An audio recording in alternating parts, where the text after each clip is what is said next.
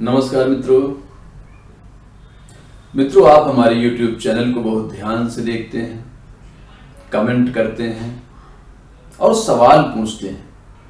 इससे हमें बहुत खुशी होती है।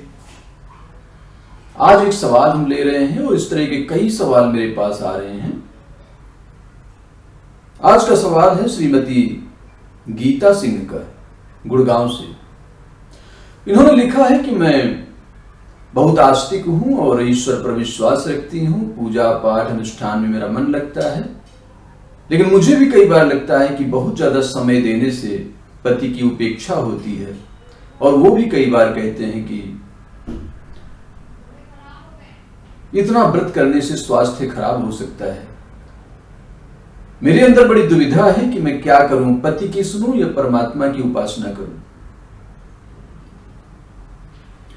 गीता जी, ये सवाल बहुत सार्थक है और ये सवाल आज का नहीं है, ये आदिकाल से ही सवाल चल रहा है कि एक भारतीय नारी जिसे हम लक्ष्मी जी का रूप मानते हैं, वो अपने धर्म और कर्तव्य के पथ पर किस तरह से संतुलन रखे। निश्चित रूप से परमात्मा की पूजा, परमेश्वर की उपासना प्रशंसनीय है, अनिवार्य है और परमेश्वर से बड़ा इस संसार में कोई नहीं है। लेकिन तब जब आपने विवाह न किया हो, आप साध्वी हो और आपने अपना जीवन परमात्मा के लिए या समाज के लिए या आत्मोन्नति के लिए समर्पित कर दिया हो, तब फिर केवल परमात्मा की ही पूजा आपको करनी चाहिए। लेकिन जब आपने विवाह किया हो और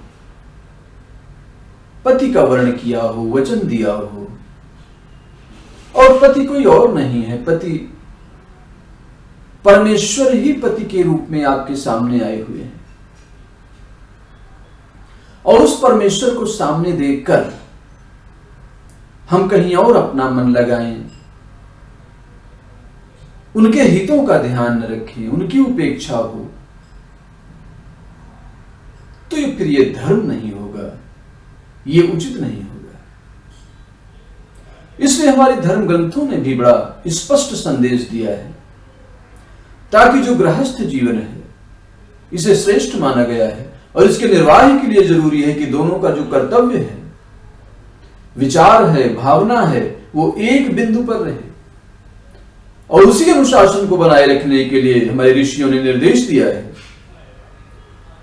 कि अगर धर्मपत्नी कोई पूजा करती हैं, व्रत करती हैं, अनुष्ठान करती हैं, यहां तक कि यात्रा करती हैं, तो उसमें पति की सहमति आवश्यक है।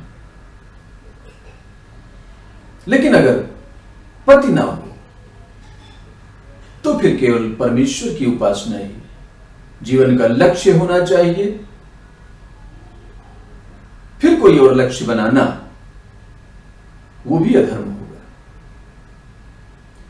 इसलिए जीवन में गृहस्थ धर्म की इतनी महिमा है क्योंकि दोनों का जो समर्पण है वो एक दूसरे के लिए संपूर्ण है।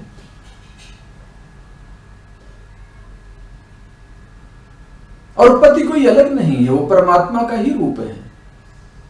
जिस तरह से एक कथा है कि भगवान श्री कृष्ण की 18,000 रानियां थी। एक्चुअली 18,000 रानियों की जो सोच है वो मनुष्य की सोच है। मनुष्य इस तरह से सोचता है कि मेरे पास 4 रानियां हों, 4,000 हों, 8,000 हों या 18,000 हों। परमेश्वर इस तरह से नहीं सोचते।